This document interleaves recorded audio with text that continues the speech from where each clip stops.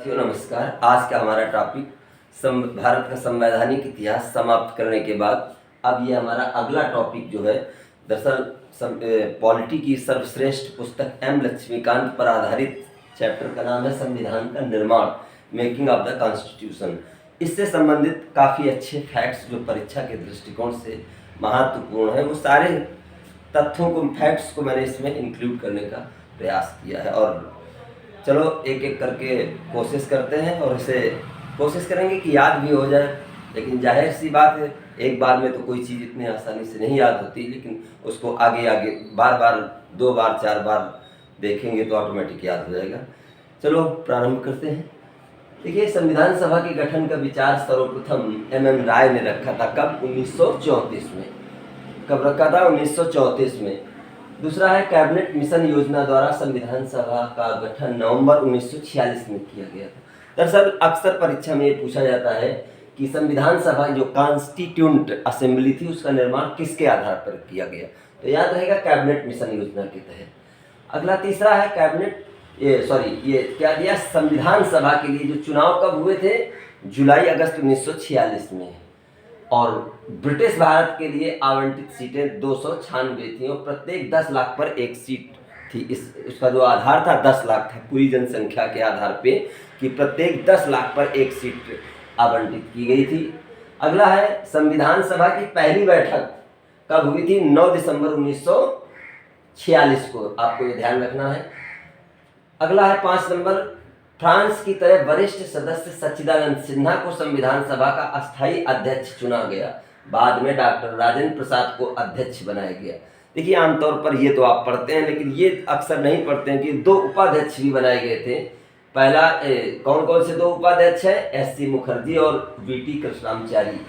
अगला फैक्ट है 13 दिसंबर 1946 को नेहरू ने उद्देश्य प्रस्ताव रखा। देखिए, उद्देश्य प्रस्ताव प्रश्न ये बहुत पूछा जाता है कि उद्देश्य प्रस्ताव किसने रखा? ये जवाहरलाल नेहरू ने रखा था। कब? 1946 को। अगला, ये 4 फैक्ट बहुत, डेट्स बहुत अच्छी हैं और ये PCS में या अन्य बहुत पूछी गई हैं। पहला मई 1900, देखिए डेट 3 है और इसमें तथ्य बहुत हैं। यदि आपको राष्ट्रमंडल में भारत की सदस्यता का सत्यापन पूछा जाता है तो ये कब हुआ है? मई 1949 में। याद रहेगा, मई 1949। 22 जुलाई 1947 और 24 जनवरी 1950। देखिए, मई 1949 जब आप कहेंगे तो राष्ट्रमंडल वाला भारत में भारत की सदस्यता का सत्यापन। अगला है 22 जुलाई 1947, ये राष्ट्रीय ध्वज के लिए कब अपनाया गया था? 22 जुलाई 1947। और 24 जनवरी 1950 को 3 फैक्ट्स हैं। एक राष्ट्रगान, राष्ट्रगीत और राजेंद्र प्रसाद को राष्ट्रपति बनाया गया। तो मुझे लगता है ये तीनों फैक्ट आपके दिमाग में आ गए होंगे। सबसे पहले आप उसको जरूर ध्यान में रखिए, मई 1949, फिर 22 जुलाई 1947 और 24 जनवरी 1950। 24 जनवरी 1950 को 3 फैक्ट कौन कौन से हैं? राष्ट्रगान, राष्ट्रगीत और राजेंद्र प्रसाद जी को राष्ट्रपति इसी तिथि को बनाया गया था। और ये राष्ट्र ध्वज जो है, नेशनल फ्लैग, ये 22 जुलाई 1947 से। और मई 1949 में, बार बार इस चीज़ को बोल रहा हूँ, आप इसे सुन करके भी याद कर सकते हैं। मई 1949 में राष्ट्रमंडल की सत्ता भारत द्वारा, 22 जुलाई 1947 राष्ट्रध्वज और 24 जनवरी 1950 3 फैक्ट। कौन? राष्ट्रगान, राष्ट्रगीत और ये आपका राजेंद्र प्रसाद को राष्ट्रपति बनाया। अगला, ये समितियां हैं, अक्सर आपने पढ़ा भी होगा, नहीं पढ़ा तो आप आज हम इनके बारे में चर्चा कर लेते हैं। सीधे सीधे फैक्ट हैं। संघ शक्ति समिति और नेहरू जी की है, पंडित जवाहरलाल नेहरू की। और संघीय संविधान समिति, ये भी नेहरू जी की है। तो याद रखिए, संघ से संबंधित कौन है? नेहरू हैं। दोनों, संघ शक्ति समिति और संघीय संविधान समिति। अगला है प्रांतीय संविधान समिति, ये सरदार पटेल हैं, ठीक है। और प्रारूप समिति, ये तो सभी जानते हैं, डॉक्टर अंबेडकर हैं। ये प्रारूप समिति में कितने सदस्य थे? 7 सदस्य थे, जिसका जिक्र हम आगे करने वाले हैं। आगे आता है मौलिक अधिकार उप समिति। देखिए, हमें इस चीज़ को भी ध्यान देना पड़ेगा। अब ऐसा नहीं कि सिर्फ 2-3 समितियों से ही काम चल जाए, चूँकि अब इस पुस्तक में जो फैक्ट्स हैं बड़े इंपॉर्टेंट होते हैं, इसलिए हम इसको इग्नोर नहीं कर सकते। देखिए, मौलिक अधिकार उप समिति जेवी कृपलानी की है। अल्पसंख्यक उप समिति किसकी है? एससी मुखर्जी की, मुझे लगा ठीक है ना। अल्पसंख्यक उप समिति, याद रहेगा एससी मुखर्जी। देखिए राष्ट्र ध्वज संबंधी तदर्थ समिति डॉक्टर राजेंद्र प्रसाद, और संविधान के कार्यों के लिए समिति जीवी मावलंकर। अगला है सर्वोच्च न्यायालय के लिए तदर्थ समिति कौन है, यश वरदाचारी। अगला पॉइंट है 26 नवंबर 1949 को संविधान अपनाया गया। अगला है ये बड़ी इंपॉर्टेंट इंफॉर्मेशन है, अंबेडकर ने the constitution as settled by the assembly be passed प्रस्ताव पेश किया था, याद रहेगा। अगला है, अब देखिए ये कथन है, ये जो 3 या 4 कथन हैं आप इनको बहुत अच्छे से याद कर लीजिए। ये कथन में से एक बार 2 बार ये पूछे भी जा चुके हैं, बहुत ही इंपॉर्टेंट है, इनमें कंफ्यूजन भी हो सकता है। इसका पहला कथन ही पूछा जा चुका है। देखिए सबसे पहले ऐसा काम करने के लिए आपको क्या करना होगा कि पहले तो आपको 3 नाम जो है उनको बारे में याद करना होगा कि वो नाम कौन कौन से, जैसे ग्रेनविले ऑस्टिन, ठीक है, विंस्टन चर्चिल, लॉर्ड विस्काउंट, याद रहेगा ना। 3 नाम याद हुए, मैं फिर से नाम लेता हूँ। कौन सा पहला नाम है, ग्रेनविले ऑस्टिन, विंस्टन चर्चिल और लॉर्ड विस्काउंट। देखिए ग्रेनविले ऑस्टिन ने क्या कहा था, संविधान सभा एक दलीय देश का एक दलीय निकाय है, ठीक है, और दूसरा क्या कहा था, सभा ही कांग्रेस है, कांग्रेस ही सभा है।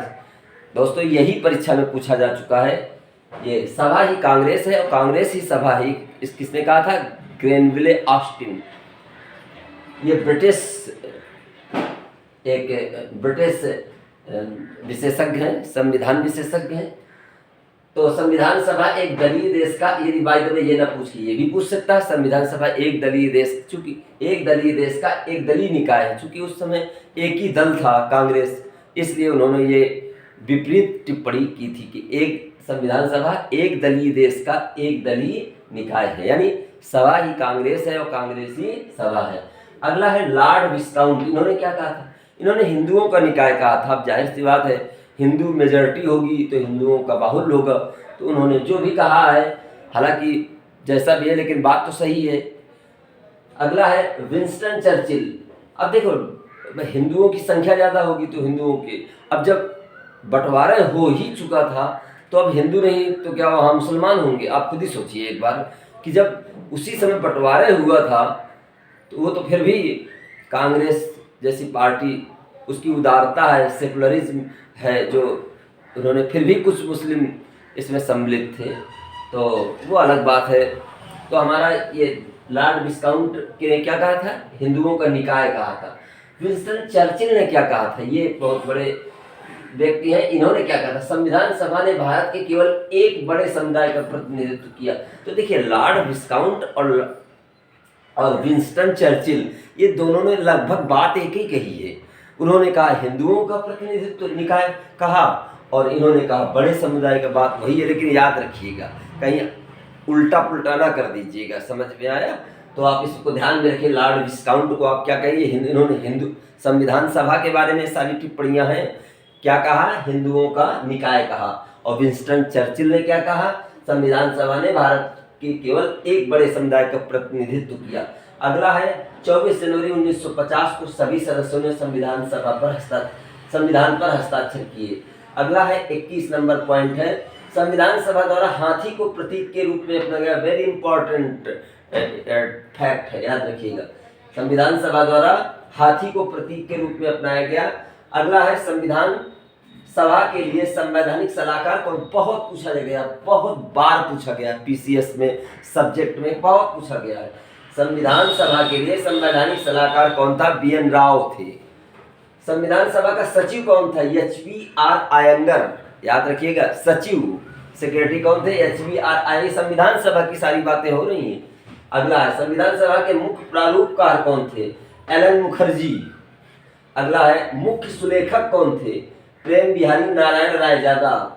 अब देखिए जिस बात को मैंने वहां कहा कि ये जो प्रारूप समिति थी, ये बहुत, मुझे ऐसा लगता है कि कभी भी बहुत जल्द निकट में आपसे प्रारूप समिति की डेट पूछ दी जाए तो आमतौर पे सीरियस स्टूडेंट भी थोड़ा सा इग्नोर कर देते थे। याद रखिए 29 अगस्त 1947, याद रहेगा 29 अगस्त 1947 को प्रारूप समिति का गठन किया गया था। ये 7 सदस्यीय आयोग समिति थी, कमेटी और इसके अध्यक्ष डॉक्टर बाबा साहेब डॉक्टर भीमराव अम्बेडकर थे।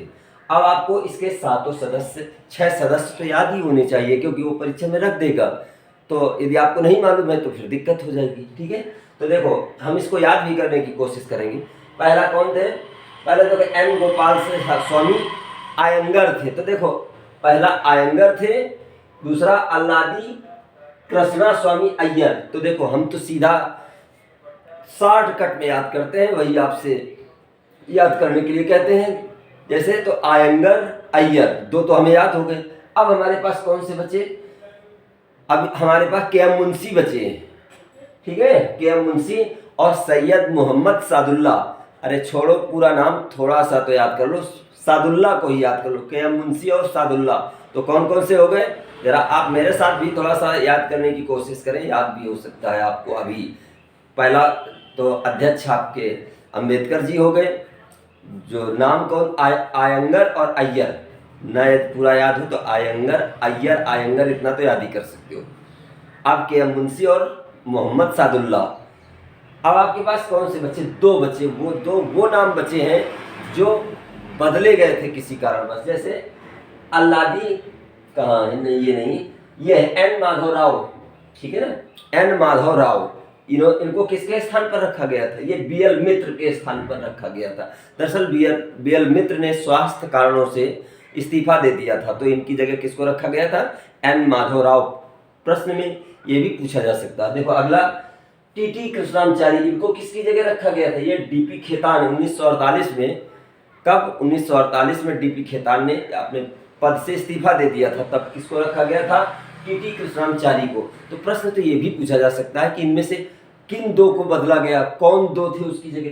प्रश्न पूछने के तरीके पर, वो तो एग्जामिनर पर निर्भर करता है, लेकिन हमें तो मालूम होना चाहिए। तो चलो हम इसको एक बार फिर से याद करते हैं।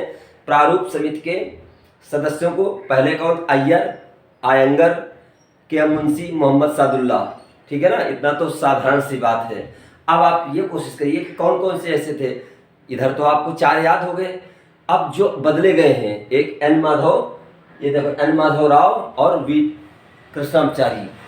अब ये इनकी जगह भी ध्यान रखें, बीएल मित्र और डीपी खेतान को। ठीक है, अब मैं इसी जगह, जैसे कल पिछले वीडियो में आपने देखा था कि वो कौन सा चैप्टर, वो साइमन कमीशन के सदस्यों के बारे में, तो मैंने 60 में उसको याद करने का वो बताया था। तो 60 में जैसे आर्ल था, एडवर्ड था, बर्न थे, बर्नन थे, है ना, CR एटली। देखिए साइमन कमीशन के अध्यक्ष कौन थे? CR एटली। आप कहेंगे विषयांतर हो रहा है, लेकिन मैं आपको रिवाइज करा रहा हूँ कि फिर से आप कर लीजिए, जिससे कि कौन था पहले अध्यक्ष? तो आपके साइमन, सर जॉन साइमन थे। इसके 2 सदस्य कौन थे? CR एटली और GR लैंडफॉक्स। इसके बाद 4 थे और थे, बर्न थे, बर्नन थे, आर्ल थे और एडवर्ड थे। बाकी पूरा नाम आप वीडियो में खुद ही देख लीजिएगा।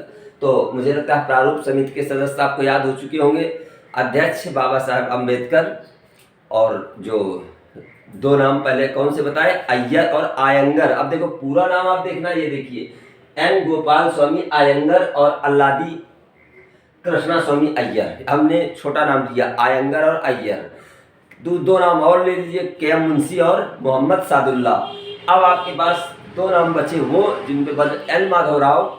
एन माधव राव किसकी जगह पे आए थे? बीएल मित्र, ये स्वास्थ्य कारणों से इस्तीफा दे दिया था। अब अगला है आपका ये टीटी कृष्णाचारी। ये किसके? डीपी खेतान की मृत्यु हो गई थी 1948 में, उनकी जगह इनको रखा गया था।